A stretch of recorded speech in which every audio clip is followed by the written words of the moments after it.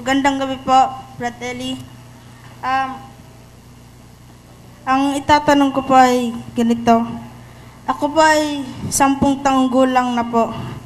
Sa mga ganitong edad ko po ba ay nagkakasalan na po ba kami?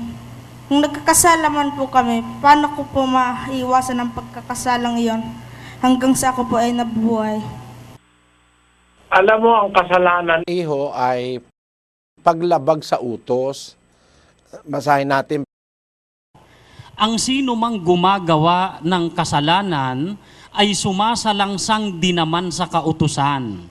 At ang kasalanan ay ang pagsalangsang sa kautusan. Ang kasalanan ay pagsalangsang sa kautusan. Basahin mo nga sa Bicol yan, kapatid Damit. An si isay man na naggigibo nin kasalan, naggigibo man nin kalapasan. Asin an kasalan, kalapasan. Ang kasalanan ay paglabag sa utos. Kung alam mo na yung utos at alam mo na yung masama, ginagawa mo, basta't meron ka ng capacity o kapasidad o kakayahan na makaalam nung mabuti at saka masama, pag ginawa mo pa yung masama, nagkakasala ka na. Pakinggan mo sa 4 ng Santiago, versikulos 17. Sa nakakaalam nga ng paggawa ng mabuti at hindi ginagawa, ito'y kasalanan sa kanya. Ayon, maliwanag na maliwanag. Ang nakakaalam ng paggawa ng mabuti, lagay mo sa... Kaya sa tataong gumibo nin marahay, asin dahi minagibo kayan, sa saiya iyan kasalaan. Ayon. Ang hindi magawa pag alam niya ng mabuti, kasalanan yon. Kaya iniaatang ang kasalanan doon sa nakakaalam, yung meron ng understanding. The ability to understand. Yun ang nagbibigay ng kasalanan. Pero kung hindi mo pa alam, hindi mo pa maintindihan, hindi pa yun ibinibilang na kasalanan ng Diyos. Ngayon, yung tanong mo na, paano ka makakaiwas sa kasalanan habang nabubuhay ka, ang paraan doon ay yung pagsunod sa utos.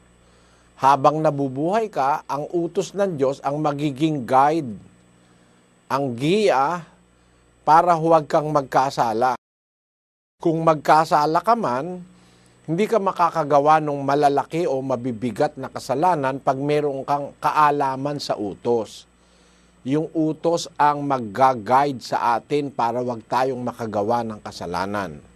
Nasa Ecclesiastes 12:13. Ito ang wakas ng bagay, lahat ay narinig. Ikaw ay matakot sa Diyos at sundin mo ang kanyang mga utos, sapagkat ito ang buong katungkulan ng tao. Ayon, ang sabi, matatakot tayo sa Diyos, susundin natin yung kanyang mga utos. Basahin mo nga yan sa parahulit. An katapusan kan gabos na ipinagtaram na nadangog iyo ini. Katakot sa Diyos, asin kuyugaan sa iyang mga tugon. Hulita ini iyo an katungdan kan kagabsan na tao. Ayon, ang sabi, kuyuga ang sa iyang mga tugon. Obey His commandments, for it is the whole duty of man. Ang sabi, pag sumusunod ka sa utos, maaalis ka sa kasalanan. Ang kasalanan kasi, yun ang labag sa utos. It is the opposite. Ang kasalanan, paglabag sa utos. Pag sumunod ka sa utos, makakaalis ka sa kasalanan. Yun ang sagot sa tanong mo, kapatid. Okay na, kapag Moses, naintindihan mo? May isa pa akong katanungan. Pero naintindihan mo yung una, ha? Apa. Sige. Ang ikalawa ko pong katanungan ay, ano po ba talaga ang mga anghel na kerubin at serapin? Yun po ba ang mga anghel na pugot ang ulo? Alam mo, walang anghel na pugot ang ulo. Kalokohan lang kerubim, pinutol yung ulo. Ulo lang ang nilagay. Sa Biblia, hindi ganon, kapatid. Ang ginawa ng Diyos na mga anghel, mga espiritu yan, hindi kagaya ng ulo natin, ng ulo niyang mga yan. Mga espiritu yan. 1:14 ng Ebreo.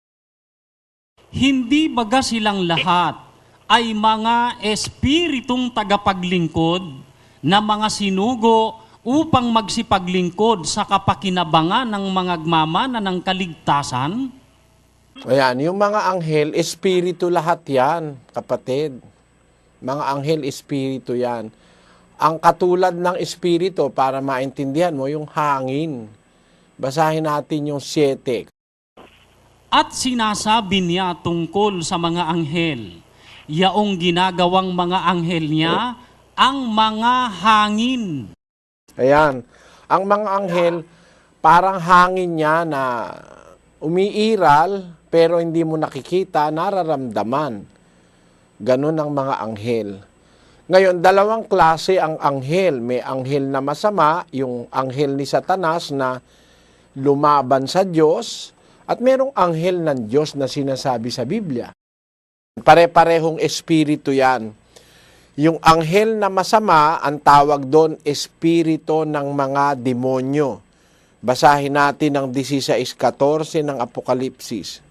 Sapagkat sila'y mga espiritu ng mga demonyo na nagsisigawa ng mga tanda na pinaparoonan nila ang mga hari sa buong sanglibutan upang tipunin sa pagbabaka sa dakilang araw ng Diyos na makapangyarihan sa lahat. Ayon, yung mga anghel na masasama, tinatawag na yon na mga espiritu ng mga demonyo. Kakampi na ni Satanas yun. Yun namang mga anghel na hindi masasama, yung hindi lumalaban sa Diyos, ang tawag naman doon, mga anghel ng Diyos. Basahin natin ang Mateo 18:10. Ingatan ninyo na huwag ninyong pawalang halaga ang isa sa maliliit na ito, sapagkat sinasabi ko sa inyo na ang kanilang mga anghel sa langit ay nangakakakitang palagi ng mukha ng aking Ama na nasa langit. Merong mga anghel sa langit na laging nakakasama ng Diyos sa langit. Yun ang mga anghel ng Diyos. At yung mga anghel ng Diyos na yon, yun ang sinusugo ng Ama para ingatan yung mga taong may takot sa Diyos. Yung mga taong naglilingkod sa Diyos, yung mga sa Diyos, sila ang nag-iingat. Ang tawag sa kanila, Anghel de la Guardia. Basahin natin ang awit 34:7 sa Bicol. An anghel nin kagurangnan, minabantay sa palibot kan mga natatakot sa iya, asin minasurog sa sainda. Ayon, sa Tagalog, Ang anghel ng Panginoon ay humahantong sa buong palibot ng nangatatakot sa kanya at ipinagsasanggalang sila. sa Bisaya, Sa Ginoo, magapahaluna sa paglibot sa mga nangahadlok kaniya, o magaluwas kanila. sa Hiligaynon, Ang manugtunda sang Ginoo, nagabantay sa palibot sa mga nagakahadlok sa iya, kag nagaluwas sa ila. An anghel ha Ginoo, nakadahin paglibot hadton mga nagkakahadlok ka haiya, ngan iya ginbabawi hira. sa Biblia talagang merong anghel na sa Diyos, merong anghel na hindi na sa Diyos o pumunta na sa kampo ni Satanas. Alam mo, huwag ka maniniwala dyan sa drawing. Si Kristo lang, minamarder niyan drawing na yan eh. Si Kristo, kung ano-ano din drawing, may mukha pang ang papangit nung ginawa kay Kristo. Pakita nga natin. Ito po ang mga ginawa ng Katolisismo, mga kababayan, no? Ayan, haba ng buhok. Pero pare-parehong mahaba nga palang buhok, kaya lang ang mga mukha nila iba-ibang tabas. Ayan po, oh. Ito parang aping-api itong isa. Itong isa parang Hapones, kapatid na Rola, na hindi mo, paano nga ba yung mukha na yan? Mongolian yata. Oh, ayan. Itong isa parang traveler ito. Iba-iba sila. Sige, diretso. Ayan, hawig Mona Lisa yan. Ay, ito palang isa. Babaeng-babae ang dating. Ayan, parang nasa disyerto itong isa. Parang binugbog yung isa. Iba-iba po, kapatid na Eli, ang mga ang tabas ng mukha. Iba-ibang itsura. Kung totoo yan, dapat isa lang ang... Dapat magkakamukha yan eh. Bakit hindi nga magkakamukha yan? Yan, tinan mo, ang pangit niya, no? Kung ganyan kaya ang itsura ni Kristo, maniwala kaya yung mga Hudyo noong araw? Palagay ko, hindi. Pagka ganyan ang itsura ni Kristo, hindi nila kamukha eh. Kahit saan mo tignan ang Kristo eh. Kasi si Kristo, Brad Mel, Hudyo yun eh. Sa lahi, galing siya sa lahi ng Hudyo. Galing siya kay Huda. Eh, hindi naman ganyan mukha ng Hudyo. Miski nga Japan, hindi naman mukhang Japanese yan eh. Yung Japanese, magaganda kaysa dyan, kapatid na Mel. Ang pangit, minarder si Kristo, minarder. Kaya, huwag ka maniniwala dyan sa mga pinaggagawang litrato, kapatid. Mga ano yan, mga nililigaw lang tayo dyan. We are being misled. Mali yan. Yun ang masasabi ko sa'yo.